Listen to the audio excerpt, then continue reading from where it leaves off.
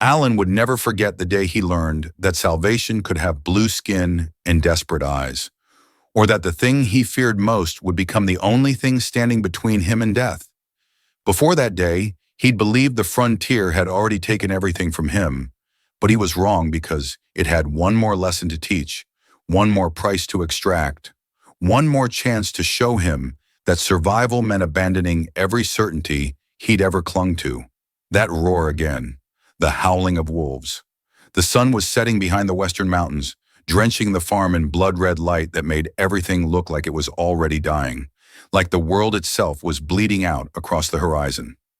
Alan stood in the middle of his yard, 40 years old and feeling every single one of those years in his bones like lead weights dragging him down toward the grave. His body was covered in dirt and animal filth, the kind that gets into your pores and never quite washes out no matter how hard you scrub. Sweat poured into his eyes, stinging and blurring his vision, mixing with the dust until his face was streaked with muddy trails. His breathing came in ragged gasps that burned his throat and made his chest ache. Around him, chaos erupted in waves of sound and motion. The cattle bellowed and crashed against the fence posts with enough force to shake the wood, their eyes rolling white with pure animal terror, foam dripping from their mouths as they trampled each other in their panic to escape. 3 wolves circled him in the gathering darkness, and these were not the scraggly predators from Earth's forests that Alan had grown up hearing stories about. These were dreadwolves, native killers that evolution had designed for one purpose only, with massive barrel chests that could take a spear thrust and keep coming, and bony plates running along their spines like natural armor that turned aside all but the most perfect strikes. Their fur was matted with old blood and mud, creating a patchwork of dark stains that told the story of every kill they'd made, every creature they'd torn apart with those massive jaws. Alan lunged forward with his heavy axe, trying to keep distance between himself and the nearest beast, knowing that distance was the only advantage a human had against these creatures. He moved without grace, without any hint of heroism, just the mechanical grinding motions of a tired worker who had done this same dance too many times before and knew it would probably kill him eventually. The axe connected with bone, and the sound was sickening, a wet crunch that made his teeth ache and sent vibrations up through the handle into his already tired arms. The wolf snarled but did not retreat, did not even seem particularly bothered by the blow. Instead, it circled closer, tongue lolling from jaws that could crush a man's skull like an eggshell. Yellow eyes locked on Alan's throat with the kind of focus that came from thousands of years of successful hunting. The other 2 wolves watched from different angles, their yellow eyes calculating, reading his movements, looking for weaknesses in his stance. They had learned over the generations since humans arrived on this planet. They had evolved alongside human settlers, adapted their hunting patterns, learned to coordinate attacks in ways that their ancestors never needed to. One of them made a false charge from the left, forcing Alan to pivot in that direction and expose his right side for just a fraction of a second. He saw the trap half a heartbeat too late, his mind screaming at his body to move faster than muscles would allow. The second wolf launched itself at him in a blur of fur and teeth that seemed to cover the distance between them in no time at all. Those massive jaws clamped down on his left shoulder with crushing force that drove the air from his lungs. Alan screamed, a raw animal sound of pure agony that tore from his throat without any conscious thought behind it. He heard fabric tear, felt the hot wetness of blood spreading across his chest and down his arm, and underneath it all, there was a grinding sensation that might have been bone cracking under the pressure of those jaws. The impact of the wolf's body weight, easily 200 pounds of solid muscle and bone, drove him backward into the mud with brutal force. His axe flew from his hand, spinning through the air and landing somewhere in the filth beyond reach, useless. Alan tried to grab the short sword at his belt with his right hand, his fingers scrabbling for the leather-wrapped handle, but his left arm hung useless at his side, the nerves screaming messages of damage that his brain could barely process through the flood of pain.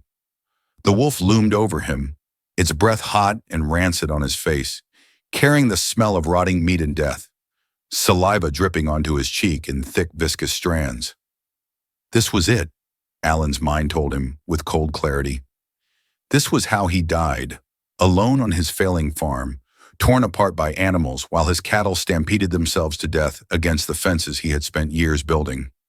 Everything he had worked for, everything he had sacrificed, would end here in the mud with teeth in his throat and his blood soaking into alien soil. Then something large and heavy flew out of the tall grass beyond the fence and struck the wolf square in the snout with enough force to make the beast's head snap to the side. The wolf yelped and leaped back, shaking its massive head, clearly surprised by this unexpected attack. It was a rock, Alan realized dimly through the haze of pain that was trying to drag him under. A woman emerged from the grass at a dead run, and his pain-addled brain took several long seconds to process what he was seeing. Blue skin that looked almost purple in the dying light. An alien, one of the blue skins that the settlements whispered about in fearful voices, the ones that humans killed on sight or drove into the forest to starve. Deliasa, though Alan did not know her name yet and would not learn it for days to come. Her blue skin was covered in scratches that looked infected, in dust and grime that spoke of weeks or months living rough, and her clothes were nothing more than rags that barely held together with makeshift stitching. She had no weapons that Alan could see, nothing but her bare hands and rocks from the ground. Those hands trembled as she raised them, her whole body shaking with what might have been fear or exhaustion or both. But she screamed at the wolves in her own guttural language, words that sounded like rocks grinding together, throwing more stones with wild, desperate throws, trying to redirect their attention to herself and away from the human bleeding in the mud. Under an old wooden bench pressed against the fence, barely visible in the growing darkness, small blue fingers clutched the wood so tightly they had gone pale, almost white. Chloeli, 4 years old and weighing maybe 30 pounds soaking wet, watched her mother with wide, terrified eyes that reflected the dying sunlight like mirrors, too scared to make a sound, knowing instinctively that any noise might draw the monster's attention to her hiding place. The wolves were confused by this new target, by this strange blue creature that dared to challenge them when every instinct should have told her to run or hide. Their heads swiveled between the wounded human on the ground and this screaming alien woman, trying to calculate which prey was more dangerous, which target was worth the effort. That moment of confusion, those few precious seconds of hesitation, was all Alan needed to change the outcome of this encounter. Fighting through the burning agony in his shoulder that felt like someone had shoved a hot iron into the joint and was twisting it, he grabbed his axe with his good hand, fingers wrapping around the blood-slick handle, and surged upward with a wild roar born of desperation and rage, and the certainty that if he did not kill right now, he would die. He drove the blade up and under the ribs of the nearest wolf, finding the one spot where there was no bony protection, where flesh was vulnerable and organs were exposed. The axe sank deep, so deep that Alan felt it scrape against the wolf's spine from the inside. The beast howled, a sound that would haunt Alan's dreams for months to come, a sound that was somehow both animal and eerily human, and collapsed, twitching into the mud, its legs kicking weakly as life drained out of it in dark pulses. The other two wolves, seeing their packmate fall and go still, seeing the blood spreading in a pool around its body, made the calculation that all predators eventually make when a hunt goes wrong. The prey was too dangerous, too unpredictable, and this alien female represented an unknown variable that could mean more injuries or death. They turned as one and fled into the darkening forest, their howls fading into the distance but promising a return when circumstances were more favorable, when the prey was weaker or less alert. Alan tried to stand, but his legs would not cooperate, would not take his weight. He fell to his knees in the mud, the world spinning around him in nauseating circles, his vision starting to tunnel and go dark at the edges. The silence after the battle was deafening, broken only by the sounds of his own labored breathing, the terrified lowing of the cattle, and the distant rush of blood in his ears that sounded like ocean waves. He could hear his heartbeat, too fast, too hard, pumping blood out of his body with every beat. He looked up with great effort, his neck muscles feeling like they were made of water, and saw the alien woman approaching slowly, cautiously, her hands still raised in what might have been a gesture of peace. Instinct took over then, that deep human instinct that had been drilled into him since childhood. The lessons that said alien equals danger, that said trust would get you killed. That said, the only good blue skin was a dead one. His hand found the blood-slick handle of his axe, and he raised it toward her, with arms that trembled from exhaustion and blood loss, the blade wavering in the air between them. His vision was starting to tunnel, darkness creeping in at the edges like a closing curtain, and he knew he did not have long before unconsciousness took him. Deliasa stopped immediately, reading the threat in his posture, understanding that wounded humans were just as dangerous as wounded animals, maybe more so because humans had cunning that animals lacked. She raised her hands slowly, palms out, fingers spread, showing she carried nothing, showing she meant no harm. Her eyes met his across the space between them, and there was something in those eyes that Alan's fading consciousness could not quite identify. Not fear exactly, though there was fear there too. Recognition maybe, or understanding, the kind of understanding that passed between prey animals that had both barely survived an encounter with a predator and knew how close death had come. Alan's vision went black like someone had thrown a switch. The last thing he felt was the cold mud against his face as he collapsed forward, his body giving up its fight to stay conscious. The last thing he heard was the distant howling of more wolves in the forest, calling to each other in the gathering night, probably attracted by the smell of fresh blood, and his dying thought was that he had survived the attack only to lie here helpless while the next pack tore him apart. Deliasa stood frozen for a long heartbeat, her chest heaving, looking at the unconscious human bleeding into the mud, then turning her head to scan the dark forest, where more howls echoed through the trees, coming closer. She understood with cold clarity that if she left him here, if she took her daughter and fled into the forest as every survival instinct screamed at her to do, the smell of his blood would draw more predators. Within minutes, they would all die eventually, her daughter included, because the forest held nothing but slow starvation or quick death by fangs and claws. She made her decision in the space between heartbeats, driven by something she could not name, something that might have been desperation or humanity or simple pragmatism. She ran to Alan's side, her feet slipping in the blood-soaked mud. He outweighed her by at least double, maybe more, pure dead weight that would not cooperate or help in any way. She grabbed him under the arms, her fingers digging into his armpits, and pulled with every ounce of strength her starving body possessed. Her muscles screamed in protest, tendons feeling like they might snap, but she dragged him inch by agonizing inch through the mud toward the house, leaving a trail of disturbed earth and blood that painted a clear picture of their path. The distance could not have been more than 50 feet, but it felt like miles, an endless journey during which her breathing came in harsh gasps that burned her lungs, during which her vision grayed at the edges from the effort. Chloeli ran ahead on her short legs, her small hands struggling to open the heavy door that was built to keep out predators, pulling with all her tiny strength until it swung inward. As soon as they were inside, as soon as she had dragged Alan's body across the threshold, Deliasa turned and shoved the heavy table against the door with the last reserves of her strength. The table scraped across the wooden floor with a sound like a scream, leaving deep gouges in the wood. She collapsed beside it, her entire body shaking from exhaustion and the aftershock of adrenaline, her muscles twitching involuntarily. Outside, the howling grew closer, no longer distant, but right there beyond the walls. Something large scraped against the outer wall of the house, claws or bone plates dragging across wood, testing the structure for weaknesses. A heavy body slammed against the door hard enough to make the table jump several inches, and Deliasa threw herself against it, adding her weight to hold it closed. Chloeli crawled to her mother's side on hands and knees, buried her face against her chest, and Deliasa wrapped her arms around her daughter with fierce protective strength, both of them listening to the predators circling outside, waiting, patient as only apex predators can be.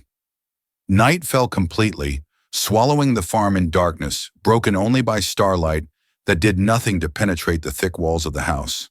Inside, the space was lit only by dying coals in the fireplace, casting everything in shades of deep orange and impenetrable black that made shadows dance and twist across the walls like living things. Alan lay on the floor where Deliasa had dragged him, muttering in fever dreams, his lips moving to form words that made no sense. his skin pale and clammy with the first stages of shock. Sweat beaded on his forehead, despite the cool night air, and his breathing was shallow and rapid, the kind of breathing that said his body was struggling to compensate for blood loss. Deliasa moved with quick, methodical efficiency, her hands steady despite her exhaustion, because steadiness was the only thing that would keep them all alive through the night. She had no human medicines, no familiar tools, nothing but what she had managed to carry in her small pouch during weeks of running and hiding. She dug into the pouch with careful fingers, pulling out dried roots that were twisted and gnarled, dark brown and hard as wood. These were medicines from her world, from the planet she would never see again. Plants her mother had taught her to identify and use before the war had scattered her people across the stars. She put the roots in her mouth, packed them against her teeth, and began to chew with grinding motions of her jaw, working them with tongue and teeth until her jaw ached. Her saliva reacted with the plant matter in ways human biology never could. Enzymes breaking down compounds and activating others, creating a thick purple paste that tasted bitter and made her mouth burn like she had swallowed acid. Chloeli watched with frightened eyes that were too large in her thin face, handing her mother strips of cloth that had been torn from what was left of their clothing, scraps that had once been part of a shirt or a cloak, but were now just anonymous pieces of fabric.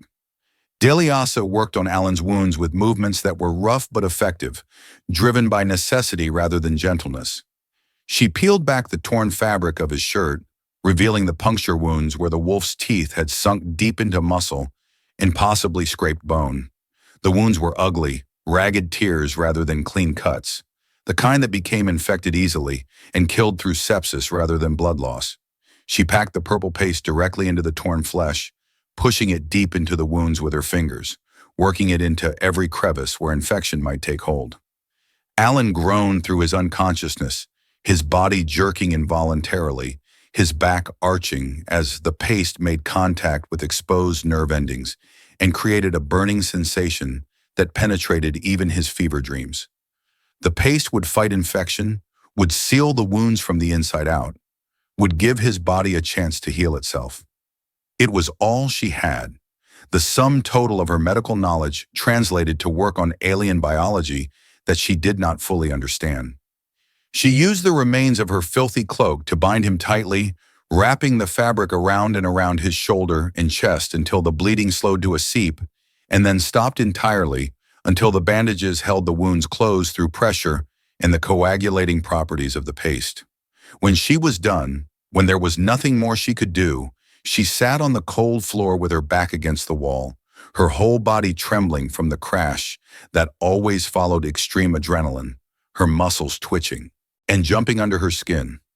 Chloeli crawled to her side, moving slowly like she was afraid sudden movement might shatter the fragile safety they had found.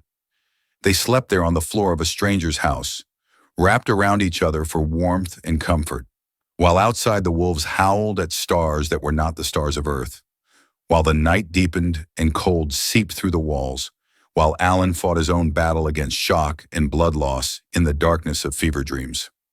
Morning came harsh and bright, sunlight streaming through the windows and turning dust motes into floating particles of gold that danced in the still air. The light hit Alan's closed eyelids and dragged him back to consciousness with the subtlety of a hammer blow. He woke suddenly, violently, his hands shooting out to grab the axe he had left beside him, his body moving on pure instinct before his mind caught up. Pain exploded through his shoulder like lightning, and he gasped, a sound that was more animal than human, his vision whiting out for a moment before it cleared. Then he saw them, Blues in his house sitting against the far wall, watching him with careful eyes. His first reaction was not gratitude or curiosity or even confusion. It was panic and rage, pure unthinking emotions that rose from his hindbrain where fear lived. He did not remember the details of being saved, did not recall the woman throwing stones at wolves or dragging him to safety. He only remembered the attack, only remembered alien faces appearing through the grass, and his conditioning took over. Every settler knew what happened to people who harbored aliens, what the militias did to traitors, how farms were burned and families were killed, pour encourager les autres. Alan pushed himself to his feet with his good arm, using the wall for support, swaying dangerously as the room spun around him.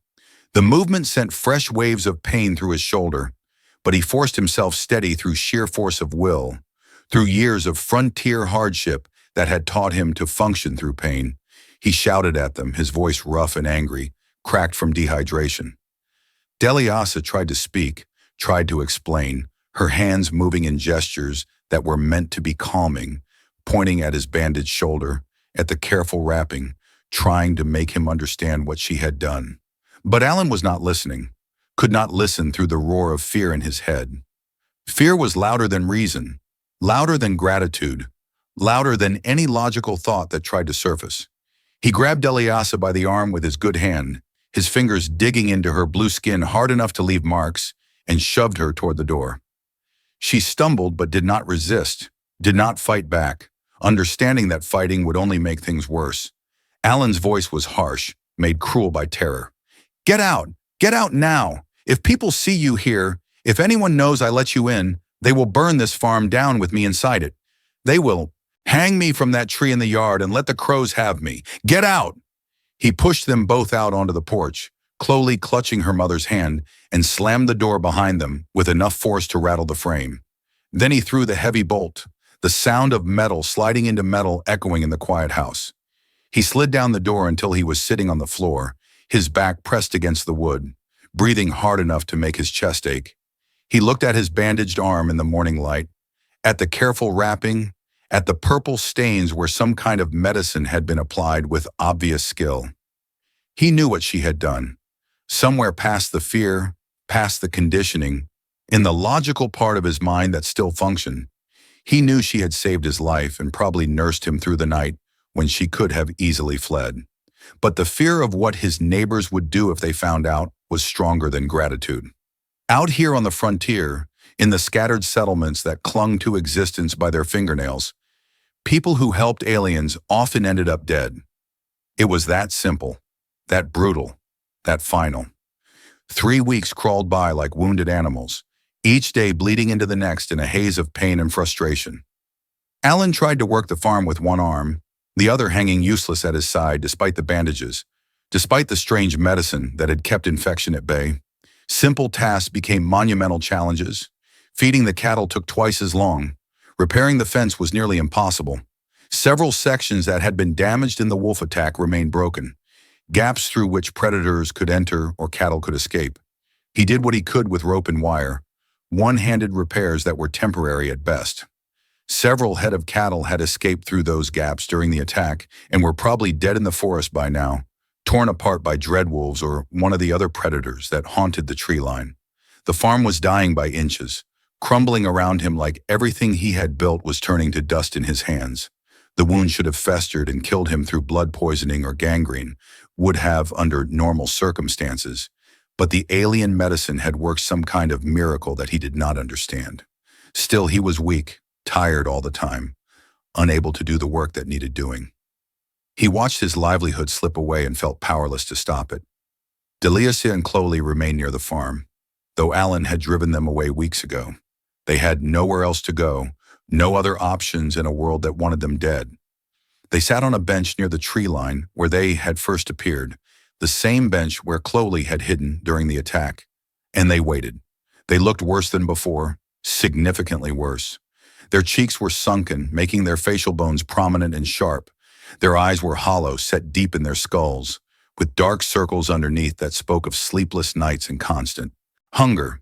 Their blue skin had taken on a grayish tinge that suggested malnutrition, that their bodies were beginning to consume themselves from the inside. They had not left because leaving meant dying in the forest, and staying meant at least the possibility of survival, however slim. The forest meant quick death by predators or slow death by starvation. The settlements meant death by human hands, by militia or vigilantes who killed aliens for sport or ideology or simple fear. This farm, with its angry human who had driven them away but at least had not killed them, represented the only chance they had. Deliasa stood up slowly one morning, moving like an old woman though she was only 30, her joints creaking, her muscles weak from weeks of inadequate food. Her eyes held no begging, no pleading, no false hope. just the quiet determination of someone who had nothing left to lose except the one thing that mattered more than her own life. She walked to the fence with deliberate steps, each one carefully placed like she was afraid her legs might give out.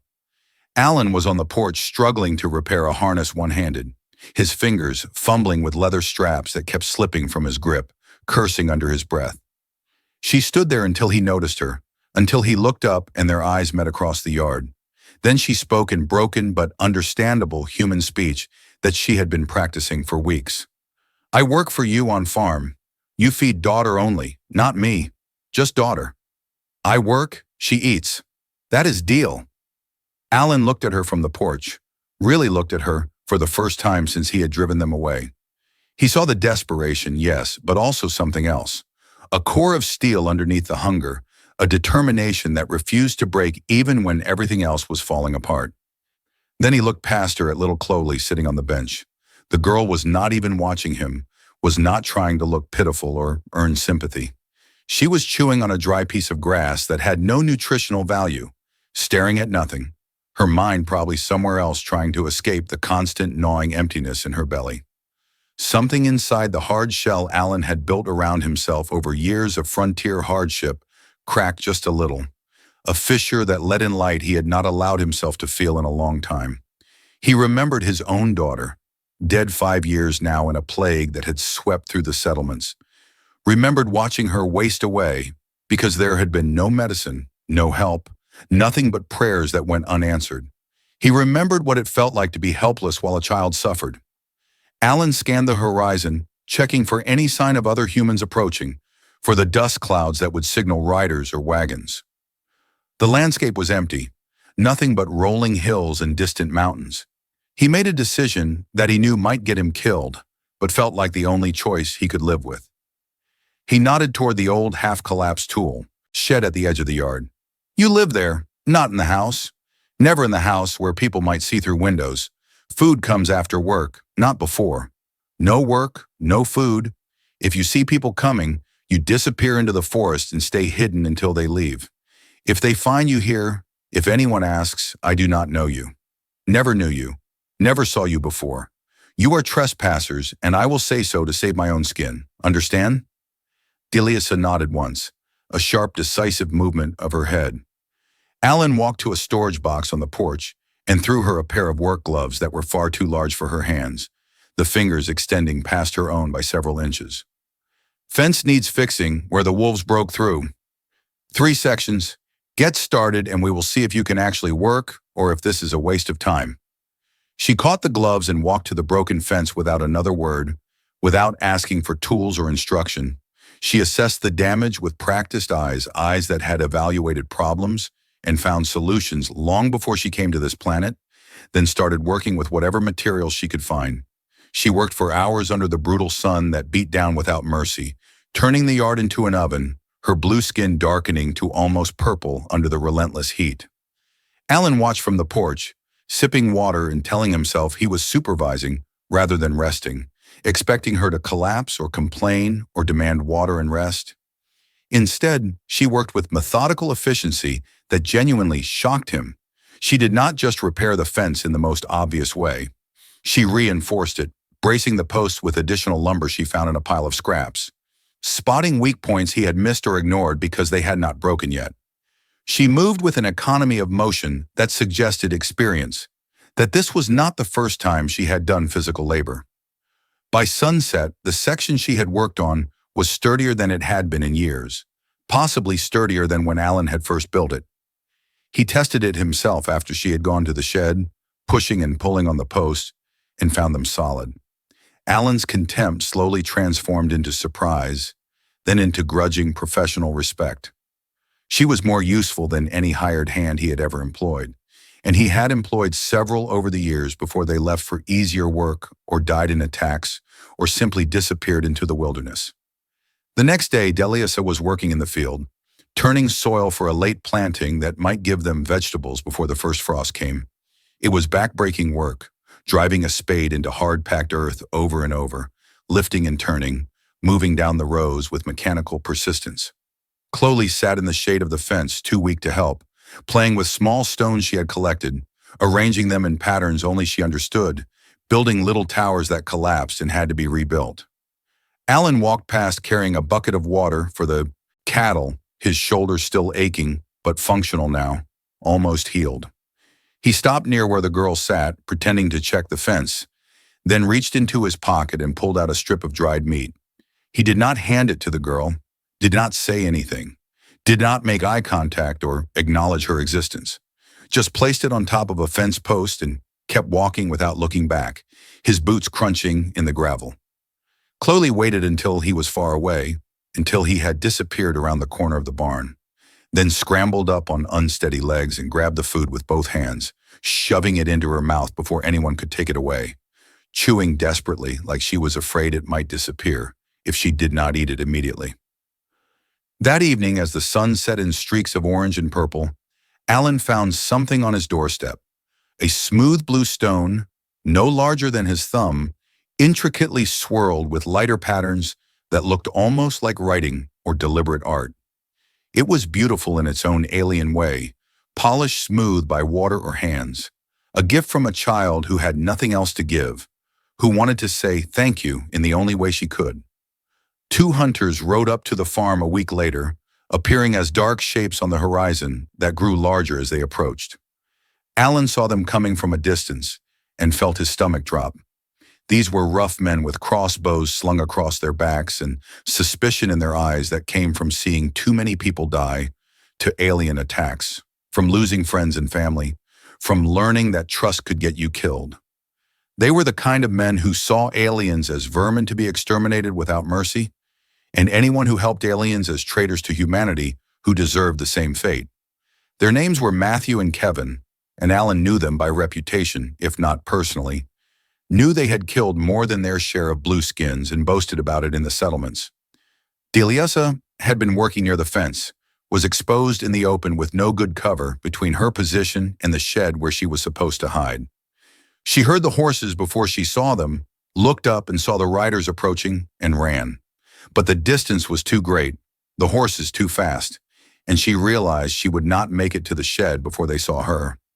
She dove behind a large haystack instead, pressing herself flat against the ground, trying to make herself invisible, her heart hammering so hard she could feel it in her throat.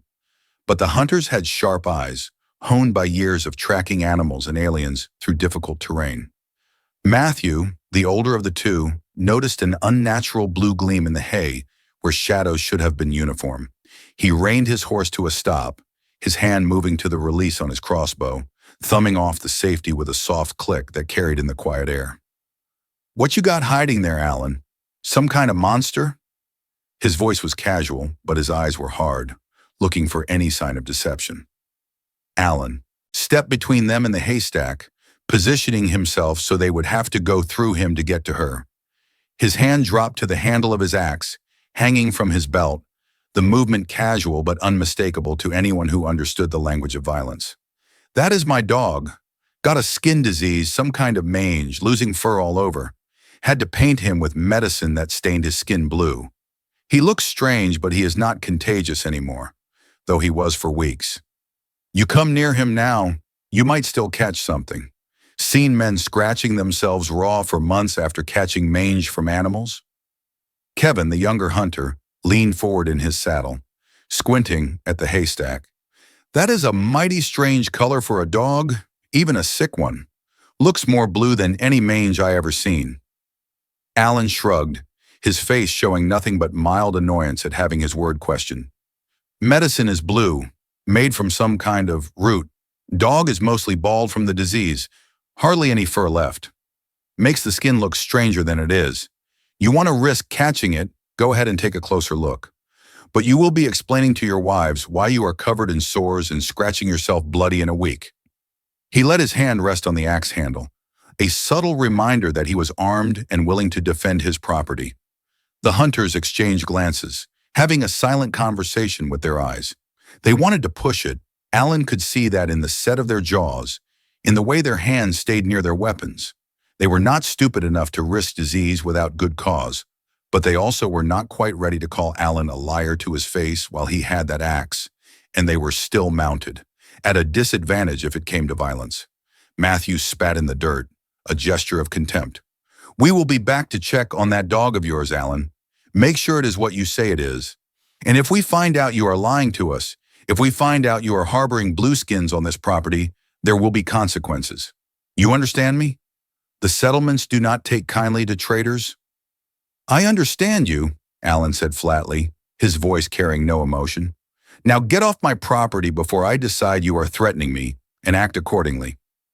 They rode off slowly, taking their time, making it clear they were leaving by choice rather than intimidation. But their threat hung in the air like smoke, acrid and choking. Alan waited until they were completely out of sight, until even the dust from their horses had settled, before letting out the breath he had been holding. His hands were shaking slightly, a delayed reaction to how close that had come to violence. Time was running out. Word was spreading through the settlements that something strange was happening at Alan's farm. Someone would come eventually with enough men that Alan's axe would not matter, that no amount of talk would dissuade them from searching every building, from burning everything to the ground if they had to. The wolves came again a few nights later, their howling carrying across the dark fields as a warning that made the cattle nervous and sent them milling around in their pen. This time the pack had learned from their previous encounter with this farm and its defenders. They did not attack head-on where humans might be waiting with weapons. They were smarter than that, cunning in the way that only survivors can be. Instead, they dug under the fence, their powerful claws scraping through dirt and roots, creating a tunnel just large enough for their bodies to squeeze through. Alan heard the sound from inside the house, a rhythmic scraping that did not belong to the normal sounds of night. He bolted from his bed without bothering to dress fully, grabbing his axe from beside the door, and ran toward the noise in his boots and sleeping clothes. Deliasa heard it too from the shed, where she and Chloeli slept on piles of straw that provided some cushioning against the hard floor. She grabbed a pitchfork that she had seen hanging on the wall, the first weapon she could find, and ran toward the sound of digging. They met in the middle of the yard just as 3 wolves squirmed through the gap they had created, emerging from the hole one after another, their fur covered in dirt and their eyes gleaming in the moonlight. The lead wolf, a large male with a scar across its snout, saw the humans and snarled, showing teeth that looked like white daggers. It was their first real fight together, their first time working as a unit rather than as master and servant. Alan swung his axe in a wide arc, putting his whole body into it, forcing the lead wolf back several steps. The wolf tried to circle around him, but Deliasa thrust with the pitchfork, catching the animal in the side with the metal tines just deep enough to draw blood and make it yelp. The wolf twisted with incredible strength, nearly ripping the pitchfork from her hands, its muscles bunching as it prepared to leap at her exposed throat. Alan brought his axe down on its skull with a crunch that made both humans wince, ending its life instantly. The second wolf tried to flank them from the left, looking for an opening in their defense. Alan swung at it but missed, the axe passing through empty air. The wolf dodged back, then lunged forward again, playing a dangerous game of feint and attack. Deliasa stepped in and thrust with the pitchfork, forcing it back, buying Alan time to reset his stance. The third wolf ignored them entirely, understanding that the defenders were occupied with its packmates. It went straight for a young calf that was separated from the main herd, that had wandered too close to the fence and was now isolated and vulnerable. The calf bleated in terror as the wolf closed in, its teeth bared, ready to go for the throat. Deliasa saw the movement in her peripheral vision, saw the wolf about to kill the helpless animal, and made a split-second decision. She threw herself between the predator and the calf, taking the wolf's lunge directly on the pitchfork's tines, the impact driving her back 3 feet, her boots sliding in the dirt. The force was tremendous, easily enough to knock her down if she had not braced herself, if she had not planted her feet and leaned into the push. She held the pitchfork steady, the tines sunk deep into the wolf's chest, the animal's weight hanging from the weapon, its legs kicking weakly. Alan came in from the side, seeing her vulnerable position, and his axe found the wolf's spine, cutting through bone and nerve with a sound like breaking wood. The beast went limp immediately, dead before it hit the ground. The remaining wolves in the hole, seeing 3 of their pack dead in a matter of seconds, decided the hunt was not worth the cost. They fled back the way they came, squirming through the tunnel and disappearing into the forest, their howls fading into the distance. Dawn came slow and red, painting the sky in shades of blood and fire. Alan and Deliasa stood in the yard, breathing hard, their chests heaving from exertion and adrenaline, covered in blood and mud that was impossible to distinguish in the dim light. Alan saw how she had put herself at risk to save the calf, how she had not hesitated even though it meant exposing herself to attack, and he understood something fundamental about her character.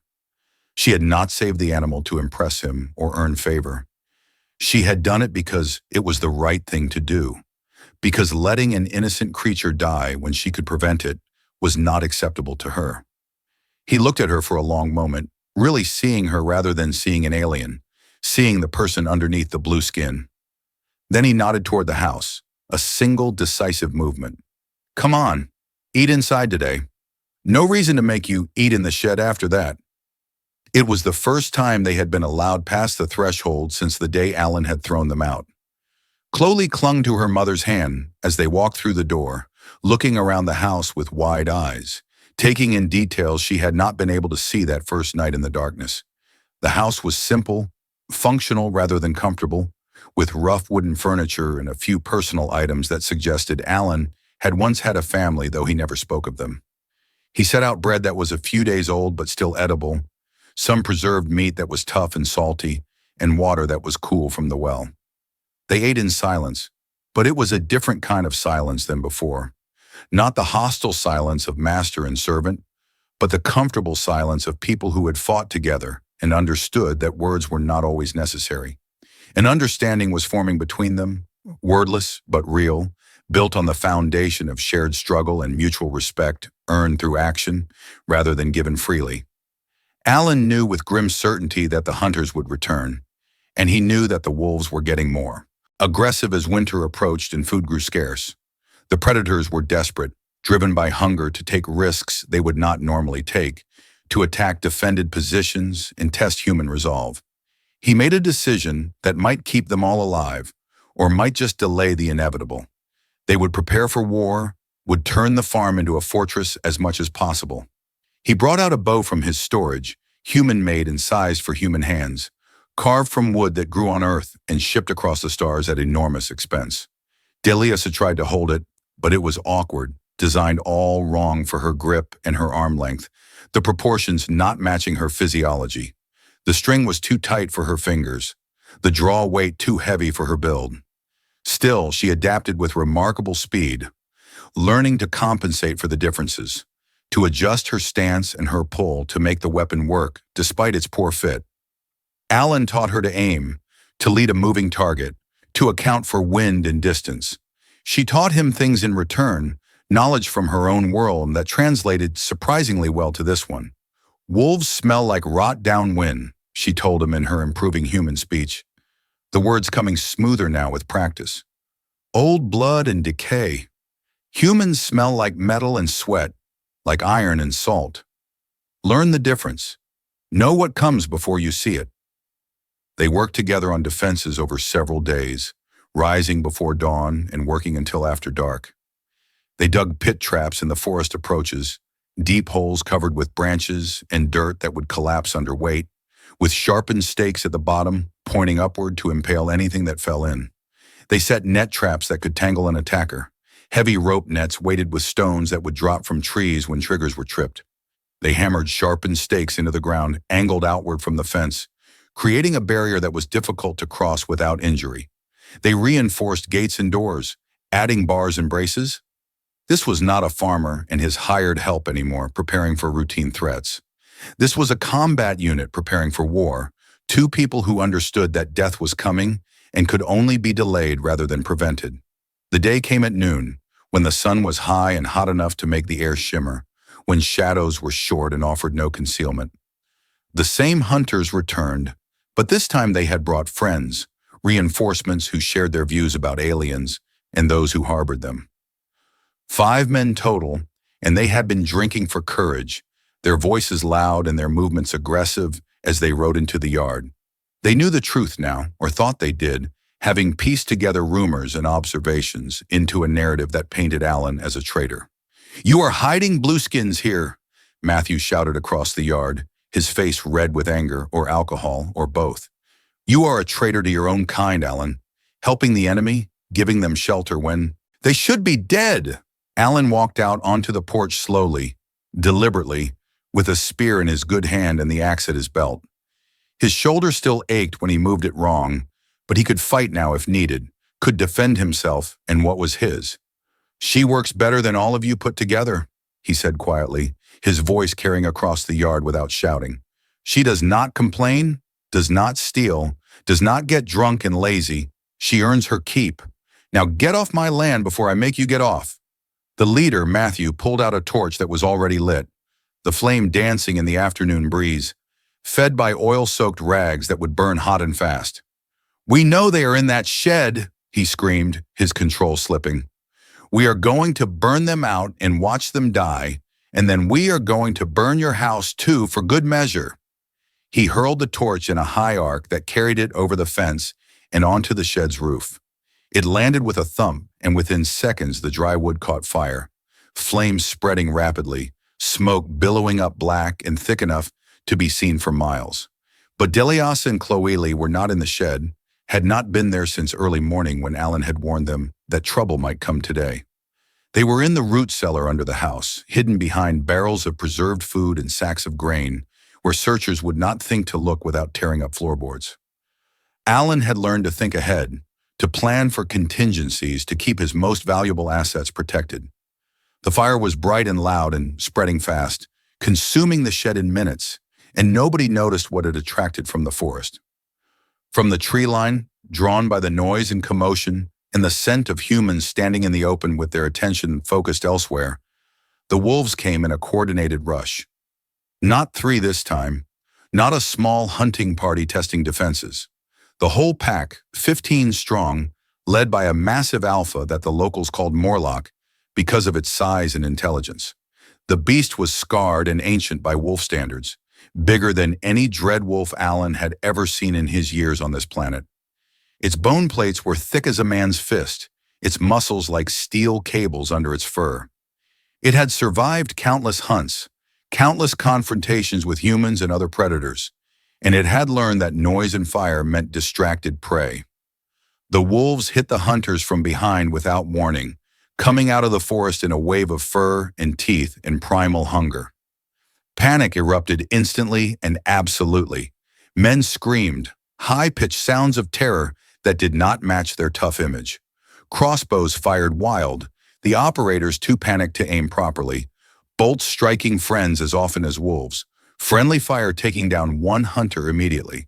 Kevin took a bolt through the shoulder from his own ally and fell from his horse, hitting the ground hard enough to knock the wind from his lungs.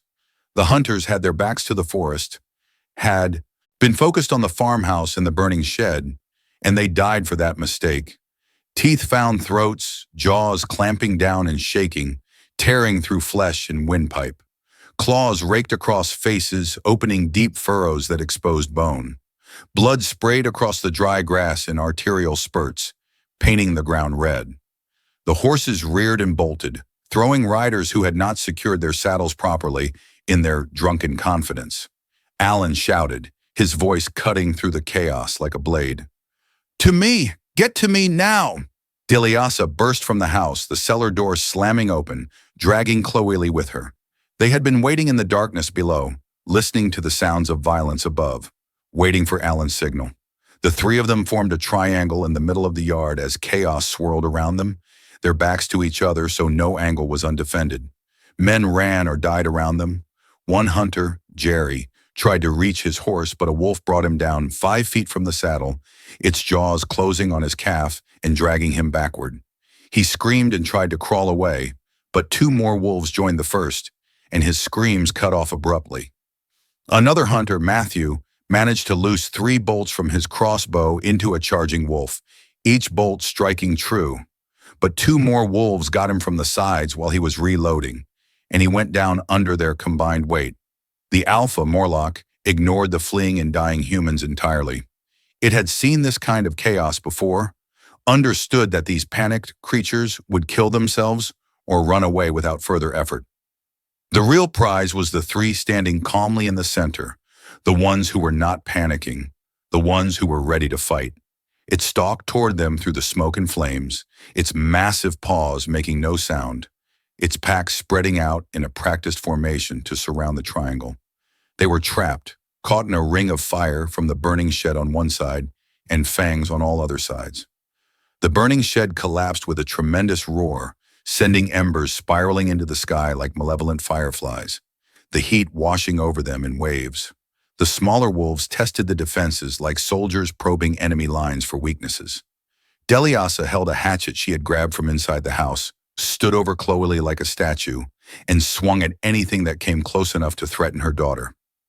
Her movements were quick, almost inhuman, driven by the desperate strength of a mother protecting her child, by adrenaline that turned pain and exhaustion into fuel. She caught one wolf across the snout with the hatchet's edge, opening a gash that sent it yelping backward, pawing at its face. Another came at her from the side, trying to exploit her committed swing, but she pivoted faster than seemed possible, bringing the hatchet down on its shoulder with enough force to bury the blade deep in bone and muscle. The blade stuck, locked in place by bone, and she could not wrench it free. She abandoned the weapon without hesitation, grabbed a broken fence post that lay nearby, and used it as a club, swinging it with both hands. The post connected with another wolf's ribs with a satisfying crack of breaking bone, sending the animal tumbling. Alan faced Morlock in what felt like a duel from ancient Earth. Man against beast, the oldest conflict in human history. The Alpha was patient, circling slowly, its yellow eyes calculating, reading Alan's stance and looking for weaknesses. It feinted left and Alan fell for it, committed to the swing, putting his weight behind the axe. Morlock came in from the right impossibly fast for something so large, moving with the speed of youth despite its age and scars. It hit Alan like a battering ram, 300 pounds of muscle and bone moving at full speed.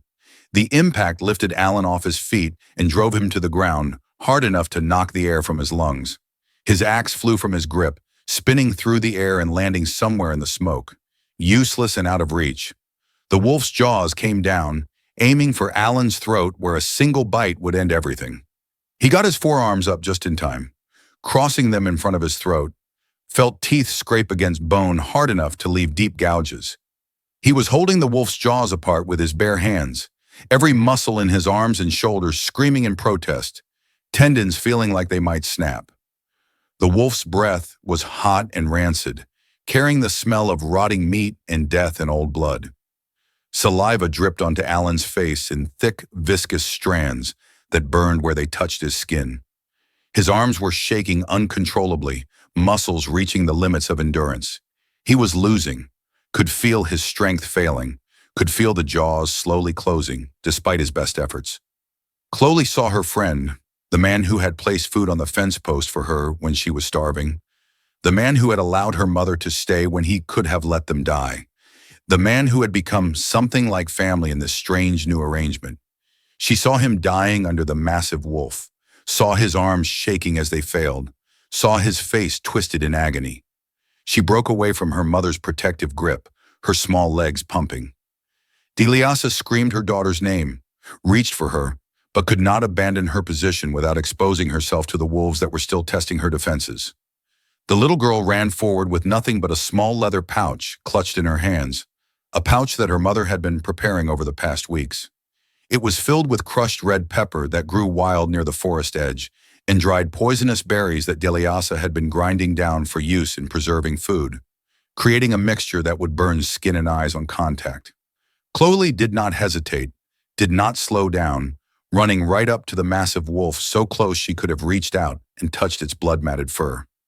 She threw the powder with all her tiny strength, hurling it in an arc that carried it directly into Morlock's eyes and nose and open mouth. The effect was immediate and devastating. Morlock released Alan instantly and jerked back, its head shaking violently from side to side, sneezing with explosive force, trying to clear the burning substance from its sensitive nose and eyes. It was blinded, disoriented, pawing at its face with its front paws, completely vulnerable for the first time in the fight. Alan rolled to his feet, his arms screaming in pain, and grabbed the first weapon he saw, a section of fence post that was burning on one end from the shed fire. He drove it like a spear with all his remaining strength, with every ounce of power he had left, punching it through the wolf's chest and out the other side. The burning end seared flesh as it passed through, cauterizing as it went, the smell of burning fur and meat filling the air. Morlock made a sound, a whining yelp that seemed too small for such a massive creature. A sound that was somehow pitiful despite coming from a killer. It collapsed slowly, its legs folding, its massive body settling into the dust. Yellow eyes dimming as life drained away. The pack froze as if someone had thrown a switch. They had lost their leader, their alpha, the dominant force that had kept them organized and effective. Wolves lived and died by pack hierarchy, by the understanding that the alpha's word was law, that the alpha's death meant the social structure had collapsed. Without Morlock, they had no direction, no coordination, no reason to continue this fight that was costing them packmates. They scattered into the forest like shadows dissolving at dawn, howling as they went, the sound carrying their grief and confusion, fading into the distance until only echoes remained. Rain began to fall almost immediately, as if the universe had been waiting for the violence to end.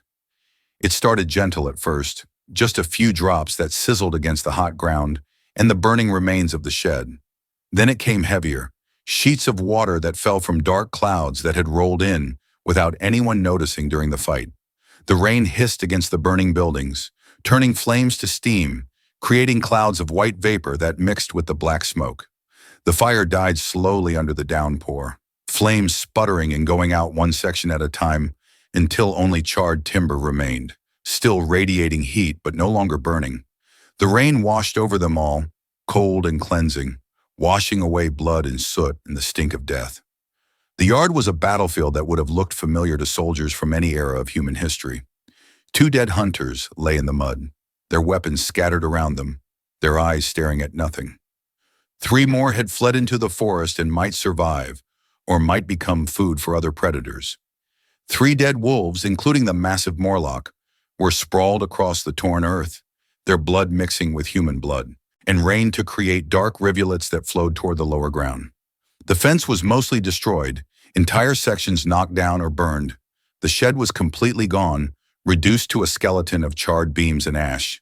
The house had scorch marks running up one side where embers had tried to take hold, but the rain had prevented them from spreading. Everything smelled like smoke and blood and rain, a mixture that would linger for days. Alan sat on what remained of the porch steps, so exhausted he could barely keep his eyes open, his body demanding rest that he could not afford to give it yet. His arms were covered in deep puncture wounds from holding Morlock's jaws, bleeding freely and mixing with the rain, his blood diluting and running pink down his skin. Every muscle in his body ached, that deep bone-level exhaustion that came from pushing beyond normal limits. Deliasa walked toward him through the rain, her movements slow and pained, her blue skin blackened with soot and covered in alien blood from the wolves she had fought, with scratches and bruises that would take weeks to heal. She sat down beside him without asking permission, her body settling with a groan. They sat there together, neither speaking, neither able to speak, just existing in the aftermath, watching the rain wash the blood from the yard in slow streams that carved channels through the mud. Chloeli approached slowly, tentatively, her small feet splashing in puddles that had formed in the uneven ground.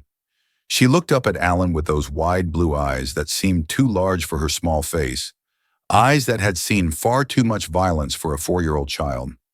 Then she laid her head against his knee, trusting and exhausted, seeking comfort in the only place she could find it. Alan hesitated, his hand hovering in the air above her head for a long moment, trembling slightly from exhaustion and something else. He looked at that hand, rough and calloused from years of manual labor, covered in scars from countless injuries, coated in wolf blood and his own blood mixed together. Slowly, carefully, like he was afraid he might break her with his strength, like she was made of glass. He lowered his hand and rested it on Chloeli's small blue head, his palm nearly covering her entire skull. The girl did not pull away, did not flinch. She pressed closer, seeking the warmth and safety that his presence represented. Deliasa let out a long breath that seemed to come from her core, and her shoulders dropped, releasing tension she had been carrying for weeks, maybe months. Maybe since the moment she had fled her dying settlement with her daughter. For the first time since arriving on this hostile planet where everything wanted to kill her, where humans shot aliens on sight and wolves hunted anything that moved, she allowed herself to relax. Not completely, never completely, because complete relaxation meant death on the frontier. But enough to feel something other than constant vigilance and fear, enough to believe that maybe they had found something like safety here. The rain came down harder, becoming a proper storm, washing away the soot and blood and filth, carrying it all into the earth in dark streams that would feed the soil. The clouds were thick and gray, blocking out the sun completely, but there was light behind them somewhere, fighting to break through, promising that eventually the storm would pass and the sun would return. The three of them sat together in the ruins of the farm, too tired to move, too hurt to care about getting wet, too relieved to be alive to think about what came next. They had survived. Against wolves and humans and their own fears, they had survived. That was enough for now, enough to build on, enough to give them hope that maybe they could continue to survive if they stayed together. Over the next several weeks, they rebuilt what had been destroyed. It was slow work, made slower by Alan's injuries, which took longer to heal at his age than they would have in his youth. His arms healed but left deep scars, parallel lines where Morlock's teeth had gouged the flesh, permanent reminders of how close death had come. Deliasa showed him how to make a salve from forest plants she had found growing near the tree line, plants that looked similar to ones from her homeworld, grinding them into paste that reduced the pain and seemed to speed healing. They fixed the fence together, working side by side, rebuilding it stronger than before. Learning from how the wolves had gotten through, they reinforced the posts with additional bracing, buried them deeper, used more wire. They buried the dead hunters far from the farm in unmarked graves that would never be visited, and burned the wolves in a pyre that could be seen for miles. They did not talk about what had happened, did not discuss the future, or make plans beyond the next day's work. They just worked, fell into a routine that was comfortable in its predictability. More neighbors came eventually over the following months, drawn by stories of the fight that had spread through the settlements like wildfire, growing in the telling until it became almost mythical. They found Alan working his farm with a blue-skinned woman and child beside him, working together like they had been doing it for years, like it was the most natural thing in the world. There were questions, of course, as spoken and unspoken. Suspicion hung in the air thick enough to taste. Some people left in disgust, spitting on the ground and muttering about traitors and abominations. Others watched from a distance, their faces unreadable, judging in silence.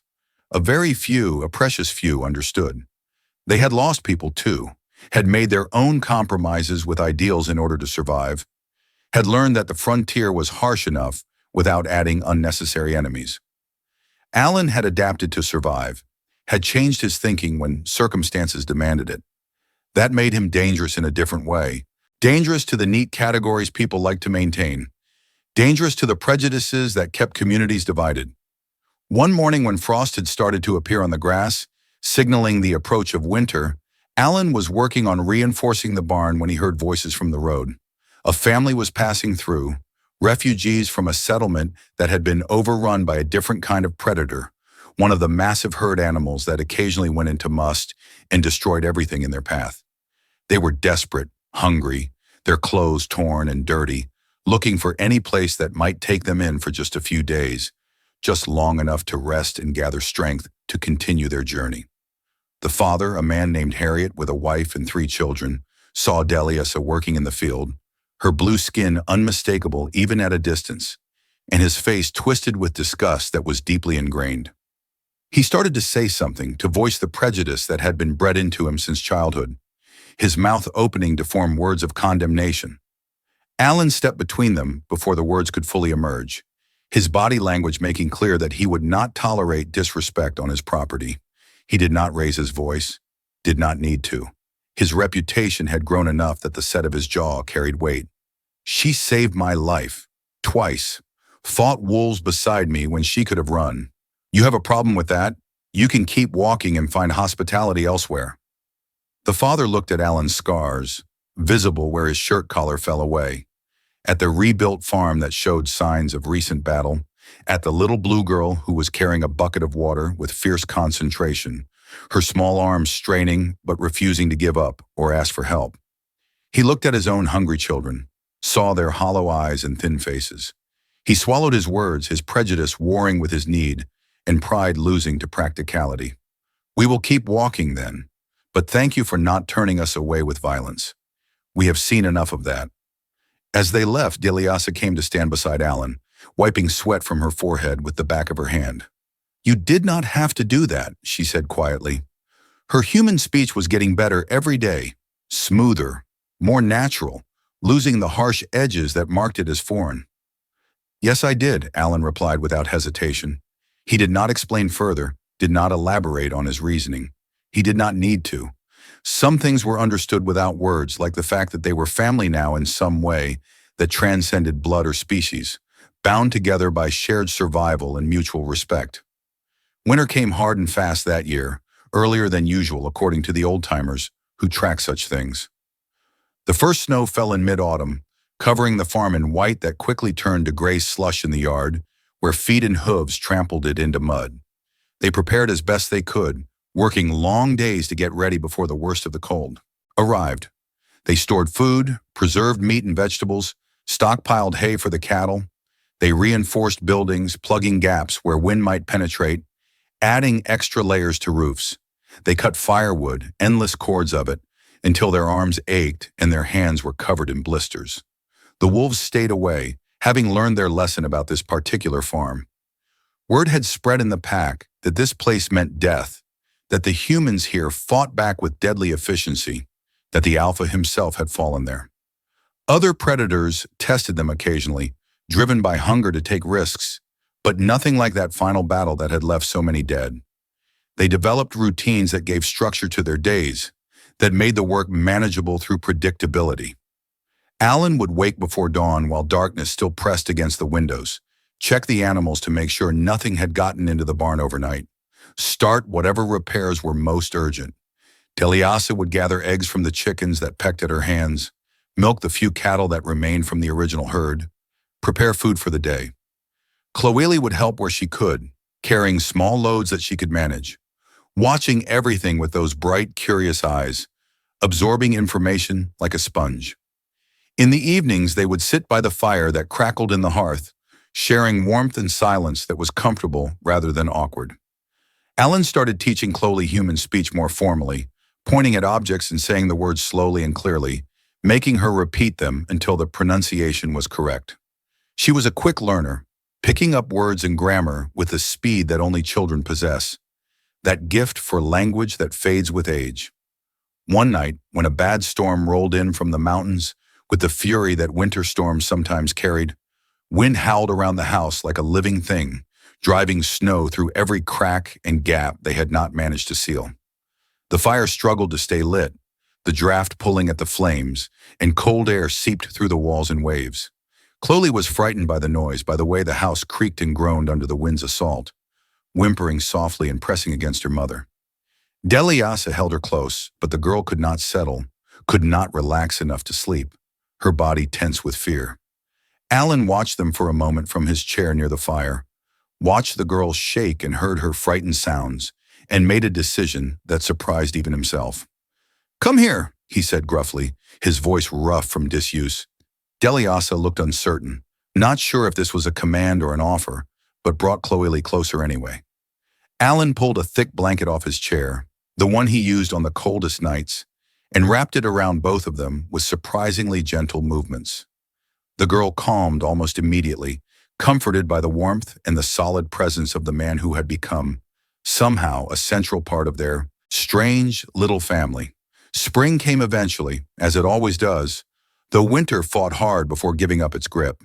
The snow melted into mud that made every step treacherous, then into green grass as warmer days became more frequent. New life appeared everywhere, nature's eternal cycle of death and rebirth. Calves were born to the surviving cattle, wobbly-legged and curious. Birds returned from wherever they had gone to escape the winter, filling the air with song. Wildflowers bloomed in patches of color across the fields. The farm began to truly recover from the violence of the previous season, scars fading, if never quite disappearing. Alan found himself actually smiling sometimes, a strange feeling after so many years of just surviving day to day, after so long viewing each sunrise as just another battle to be fought. One afternoon in late spring, they were working together to build a new chicken coop to replace the one that had been damaged in the fire, measuring and cutting lumber when a rider appeared on the horizon. Alan tensed immediately, his hand moving toward his axe, which was never far away, old instincts taking over. But Deliasa touched his arm with her hand, a gentle restraint. "Wait," she said quietly. She had developed an instinct for danger, could read threats before they became apparent, could sense malice or benign intention in ways that Alan could not quite understand. This one is different, not the same as the hunters. The rider was a woman older than Alan by perhaps a decade, her hair gray and tied back in a practical style that suggested function over fashion. She dismounted with the ease of someone who had spent most of her life on horseback and approached slowly, her hands visible and empty of weapons, her body language carefully non-threatening.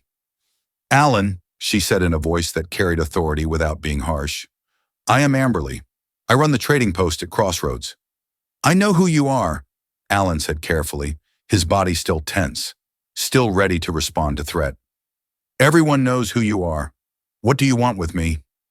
Amberly looked at Deliasa with frank curiosity rather than disgust or hatred, studying her like she was trying to solve a puzzle. Then she looked at Chloeli, who was peeking out from behind her mother's legs. Her face was hard to read, neutral in a way that gave nothing away. "I have heard stories about this farm," she said after a moment, "about what happened here, about the battle with the wolves and the hunters, about who you have got working for you and living under your protection." She paused, letting that sink in. "I have a proposition for you, if you are willing to hear it." Alan's grip tightened on his axe, his knuckles going white. "Not interested in propositions. Just want to be left alone to work my farm." "Hear me out before you refuse," Amberly continued, her voice reasonable. "There are more of them out there. More blues, hiding in the forest, starving slowly, being hunted, by humans and predators alike. Some are willing to work, desperate for any chance at survival. I need workers I can trust at the trading post. People who will not run at the first sign of trouble, who will work hard for fair treatment. You have proven that trust between humans and blues is possible, that it can work when both sides are willing." "I am not running a charity," Alan said flatly, his voice hard. "I took her in because she saved my life, because it was practical. That does not make me a crusader or a missionary." "I am not asking you to run a charity," Amberly replied with a slight smile. "I am asking if you would be willing to vouch for them, to tell others that it is possible. If there are others like her," she nodded at Deliasa, "who want honest work, who want to live without hiding and starving, I will pay them fair wages. I will house them decently. I will treat them like any other workers. But I need someone people respect to say it can work, to be an example. Your reputation carries weight now, whether you wanted it to or not." Alan looked at Deliasa, seeking her opinion without words. She met his eyes and he saw something there he had not expected. Hope not for herself because she already had relative safety, but for others, for more of her kind who might be out there suffering as she had suffered, dying as they so easily could have died. "I will think about it," Alan said finally. The words dragged from him reluctantly. "That is all I am promising. I will think about it." Amberly nodded, seeming satisfied with that small concession. "That is all I ask. Think about it. If you decide you are willing, send word to the trading post." She mounted her horse with practiced ease and rode off, leaving them standing in the muddy yard, the sound of hoofbeats fading into the distance. That night Alan could not sleep, his mind churning through implications and possibilities and dangers. He kept thinking about what Amberly had said, about others out there hiding and starving. He had never considered himself particularly brave or noble, had never wanted to be special or different. He had helped Deliasa and Chloeli because they had saved his life first, because it made practical sense, because he needed the help and she was willing to work, But now people saw him as something else. As a bridge, maybe, as proof that coexistence was possible. The responsibility felt heavy, unwanted. "You should do it," Deliasa said from her place by the fire, wrapped in blankets, apparently also unable to sleep. She must have known he was awake, known he was struggling with the decision. "Help them, like you helped us. Give them a chance." "I did not help you," Alan said gruffly, his voice rough with emotion he did not want to acknowledge. "You helped me first. You threw rocks at wolves and dragged me to safety and kept me alive. I just did not let you starve afterward." "You let us stay," Deliasa countered quietly. "You could have let us starve. Could have killed us. Could have turned us into those hunters for a reward." "Many would have.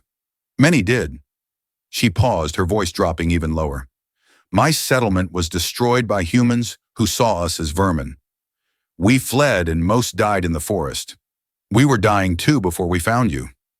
Alan thought about that little blue stone Chloeli had left on his doorstep weeks ago, about the girl's head resting trustingly against his knee after the battle, about the woman who had thrown herself at wolves to protect his cattle without being asked or ordered. He thought about the fact that they had become something like family in his mind, that he looked forward to their presence at meals, that the house felt empty when they were outside working. "Maybe," he said finally, the word heavy with uncertainty. "We will see. I need to think more." More refugees came over the following months as word spread through the hidden communities where Blues lived in fear and hunger.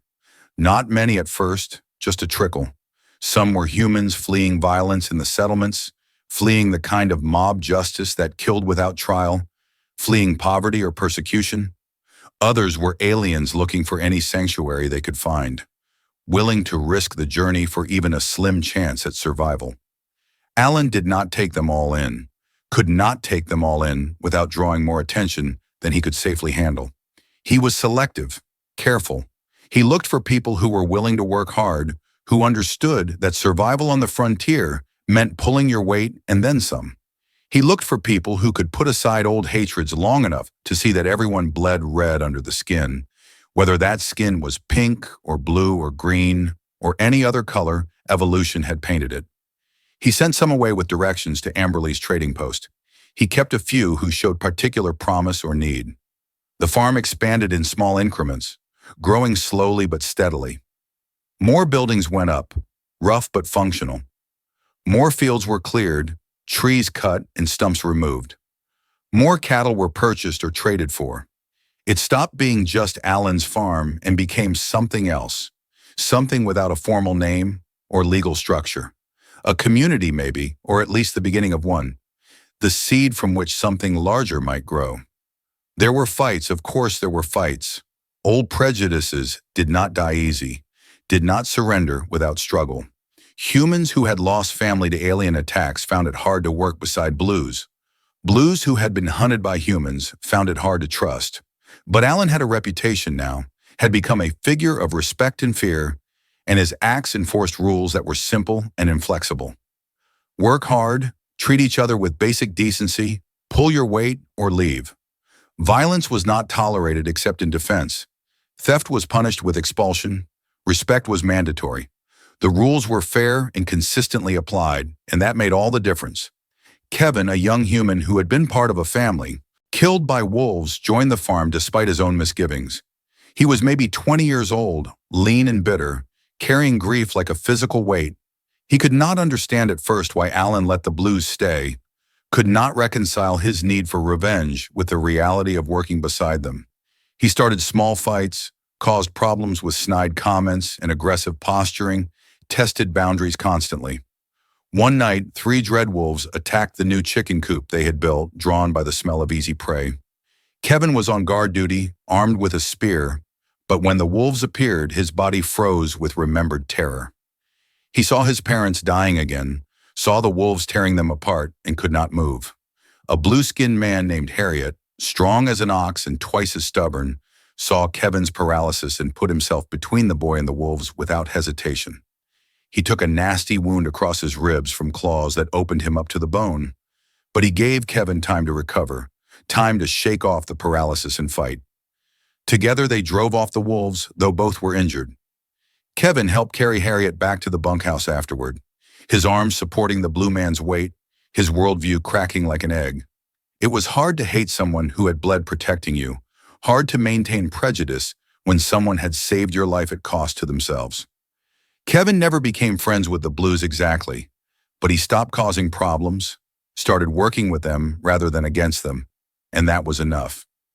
Chloeli grew over the seasons, her body stretching and changing as children do. She was taller now, her limbs getting longer, losing that toddler roundness and developing the lean build of a child who worked hard and ate well enough. She learned both languages fluently, human and her mother's tongue, switching between them with the unconscious ease that only children possess. She helped with the animals, showed a natural talent for calming them that seemed almost supernatural. The cattle trusted her in a way they never quite trusted the adults, would follow her without ropes or prodding. She had a gift for understanding animal behavior, for reading their moods and intentions. The other children, both human and alien, followed her too, drawn to her confidence and her ability to bridge the two groups. She became a leader among them without trying, without claiming any special authority, just through natural charisma and the fact that she had been there first, that she was Alan's favorite, though he would never admit it aloud. One evening as the sun set over the farm painting, everything in shades of orange and gold, Alan stood on his rebuilt porch watching people work together in the fields below. Humans and aliens, side by side, their backs bent in the eternal labor of farming. Not friends necessarily, not all of them, but not enemies either. Co-workers, allies, people bound together by the shared struggle to survive on a planet that wanted them all dead equally, that made no distinction between human and alien when it came to the brutality of its environment. The sunset was beautiful in a way that Alan had stopped noticing years ago when survival became his only focus. But now he found himself appreciating it again, found himself able to see beauty rather than just judging whether the color of the sky meant rain was coming. Deliasa came to stand beside him on the porch as the light faded. She did that now, stood close without asking permission, comfortable in his space. They had gotten comfortable with each other's presence over the months and seasons, had developed an easy familiarity that came from shared hardship and mutual respect. "You did good thing," she said quietly, her accent much lighter now, her grammar nearly perfect. "I did not do anything," Alan replied, using the same argument he always used. "You people did the work. All I did was give you a place to do it." "You gave chance," Deliasa countered, her voice gentle but firm. "That is everything. Without chance, without first person willing to take risk, nothing else possible." She smiled, and Alan realized it was something he saw often now, that transformation of her face that made her look younger, less worn by hardship. You took risk when you could have chosen safety. That makes all difference. That night they had what could almost be called a celebration, though nobody used that word. Nothing fancy or planned, no special occasion. Just everyone gathering around a large fire pit they had dug in the center of the expanded yard, sharing food from their combined stores, telling stories as the stars came out overhead. Some stories were about the homes they had left behind, about worlds they would never see again, about families scattered across the galaxy by war and poverty and chance. Others were about close calls with predators, narrow escapes from death, small victories that had kept them alive. Kevin told the story of the night Harriet had saved him, and Harriet told the story from his perspective, and they both laughed at the memory, though it had nearly killed them both. Chloeli fell asleep against Alan's side, exhausted from playing all day with the other children, human and alien both, learning together that differences did not have to mean danger, that skin color was less important than character. Alan looked around at these people, this strange collection of survivors who had somehow ended up here on his farm, and felt something unfamiliar settling into his chest. Contentment, maybe, or at least peace. The kind of peace that comes from knowing you are where you are supposed to be, doing what you are meant to do, even if it was not what you had planned or imagined for your life. The future was uncertain, would always be uncertain on this frontier where death lived in the forest and suspicion lived in the settlements.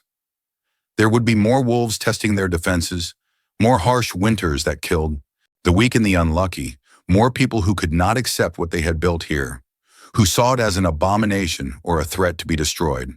But they would face it together, and that made all the difference. Alone, any of them would die quickly. Together, they had a chance. That simple math drove everything.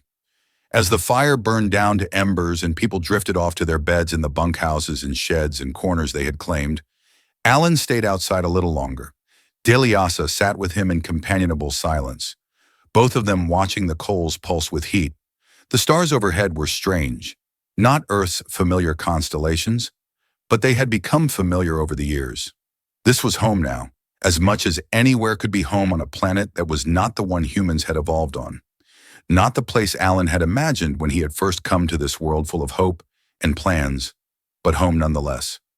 "Thank you," Deliasa said quietly, breaking the silence that had stretched between them. "For what?" Alan asked, though he knew. "For feeding my hungry daughter when I had nothing to offer but work."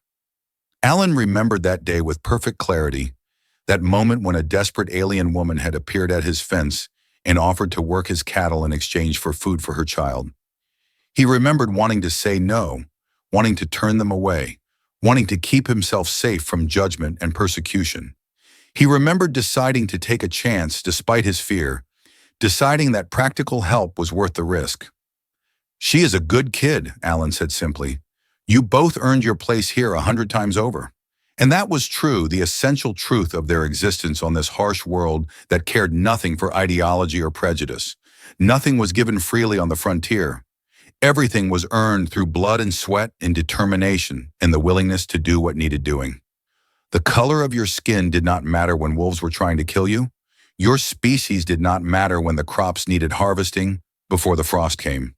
What mattered was whether you would stand shoulder to shoulder when danger came howling out of the forest, whether you would pull your weight when the work got hard, whether you would show dignity and courage when everything tried to break you, when the universe itself seemed determined to grind you into dust. They sat there together, watching the last embers of the fire fade to ash, while around them the community they had built together slept under stars that were not their own. Tomorrow would bring new challenges, it always did. The farm would continue to grow, or it would fail. More refugees would come, or they would stop coming. The settlements might accept what was happening here, or they might send militias to burn it all down.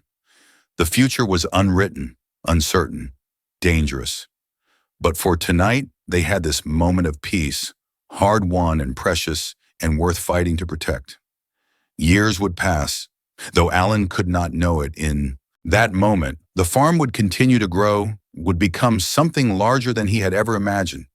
Chloeli would grow up strong and capable, a bridge between two worlds in her very existence, fluent in both languages and comfortable in both cultures. She would remember always that first terrible year when survival was measured in days, when every meal was uncertain, when her mother had been desperate enough to offer servitude in exchange for food. She would remember the man who had said yes when he could have easily said no, who had taken a chance that saved their lives. Years later, she would tell the story to her own children, would explain how fear and courage could exist in the same heart, how prejudice could be overcome through shared struggle, how family could be chosen rather than born. Other settlements would hear about this place, this strange farm where different species worked together without violence. Some would condemn it, would call it an abomination against natural order and human supremacy. Others would visit, curious, wanting to understand how it was possible, wanting to see with their own eyes whether the stories were true. Slowly, painfully slowly, minds would begin to change. Not everyone's minds, never everyone's. Because prejudice runs deep and fear is a powerful teacher. But enough minds would change, just enough to make a difference, to create a shift in how people thought about what was possible, about what the future might hold. Alan would never consider himself a pioneer or a visionary or a hero. Those words felt false to him, too grand for what he actually was. He was just a farmer who had made a practical decision when faced with a problem. A woman had offered to work, he had needed workers, she had proven herself valuable, he had kept her on. It was that simple and that complicated and that human. But history does not always care about intentions, does not always honor the modesty of those who change things. Sometimes people become symbols without meaning to, without wanting to, without even understanding it until long after the fact. Sometimes a simple act of desperate pragmatism, a moment of choosing practical help over ideological purity, becomes something larger in the collective memory, something that changes how people think about what is possible and what is right. The sun rose the next morning like it always did, indifferent to the small dramas of the creatures below, caring nothing for their struggles or triumphs. The farm woke with the light, people stirring in their beds, animals needing tending, work waiting to be done. Alan emerged from his house into the cool morning air, stretched his scarred shoulders that still ached when the weather changed, and surveyed his domain with the satisfaction of someone who had built something real. Deliasa was already up, had already started the morning chores because she was always up first, always working before anyone else woke. Chloeli was feeding the chickens, talking to them in that mixture of languages she had created, a hybrid that borrowed from both tongues and belonged to neither. It was just another day, just another morning on a frontier farm where the work was endless and the rewards were measured in survival rather than profit. But it was theirs, all of theirs together. They had fought for it, bled for it, earned it through struggle and perseverance, and the refusal to give up when giving up would have been easier. And that made it something worth protecting, something worth preserving, something worth passing down to the next generation. The wolves stayed away from this farm, having learned their lesson in blood. They found easier prey elsewhere, prey that did not fight back with such vicious efficiency, prey that was not defended by humans and blues working together. Other predators would come eventually, they always did, drawn by hunger or territory or simple aggression. But this place, this strange little community of the desperate and determined, would be ready. They had survived wolves and hunters in winter and their own prejudices. They would survive whatever came next because that was what survivors did. They adapted, they persisted, they refused to break even when breaking would have been understandable. And somewhere in other parts of the vast forest that covered most of this continent, other desperate people hiding in shadows would hear the stories. They would hear about a farm where a blue-skinned woman and her daughter had found sanctuary, where honest work earned honest pay and basic dignity, where the only thing that mattered was whether you would stand and fight when the danger came howling out of the darkness, where skin color was less important than character, where species was less important than courage. And some of them, the desperate ones with nothing left to lose, the ones who had been running and hiding for too long, would start walking toward that farm, looking for the same chance that Deliasa and Chloeli had found, looking for a man named Alan who had proven that maybe, just maybe, different did not have to mean enemy, looking for a place where they could stop running, stop hiding, stop waiting to die, and instead start trying to live. The frontier was harsh, unforgiving, brutal in ways that settlers from Earth had never imagined when they looked at pictures and dreamed of new worlds. The planet was actively hostile, filled with predators that evolution had designed to kill anything that moved. The future was uncertain in ways both large and small, subject to the whims of weather and chance and human prejudice. But they faced it together, this strange family that had formed itself from necessity and survival, this collection of broken people who had found something worth fighting for in each other's company. That was the story, the whole story from beginning to middle to the present moment that would become history in time. Not a story of grand gestures or heroic speeches, not an epic of gods and monsters, but something smaller and more human. A story of small decisions made under pressure, of practical choices driven by necessity, of the simple human act of extending a hand when someone was falling, even when that hand might be blue instead of pink. She had said, "I will work with your cattle, man. Just feed my hungry daughter." And he had said yes, had taken that chance, had made that choice despite his fear. Everything else had followed from that moment, from that simple exchange, from that desperate offer and reluctant acceptance. All the survival and struggle, all the fighting and building, all the growth and change, all of it grew from that single seed planted in bloody mud while wolves howled in the distance. That was how things changed on the frontier, Alan thought as he watched the sun climb higher. Not through grand pronouncements or sweeping reforms, not through laws passed in distant capitals or ideologies debated by people who had never faced real danger.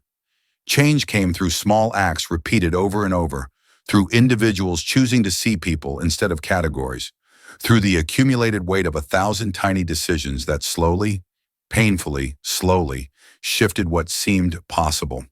The work called. There was always work, endless and demanding. But for just a moment longer, Alan stood on his porch and allowed himself to feel something like pride. Not pride in himself exactly, because he still believed he had just made practical choices, but pride in what they had built together, this community that should not exist but did anyway, this proof that survival did not require hatred, that coexistence was possible when people were willing to try. Then he picked up his tools and went to work, because pride did not fix fences or feed cattle or plant crops. Only work did that. Only the endless grinding labor of frontier farming, repeated day after day, season after season, year after year, until either you died or the land was tamed or some combination of both. And beside him, Deliasa went to work too, and Chloeli, and all the others who had found their way here. Together they would make it through another day and another after that. They would survive because they chose to, because giving up was not acceptable, because they had found something worth protecting here in this unlikely place. The wolves could howl all they wanted. This farm would stand.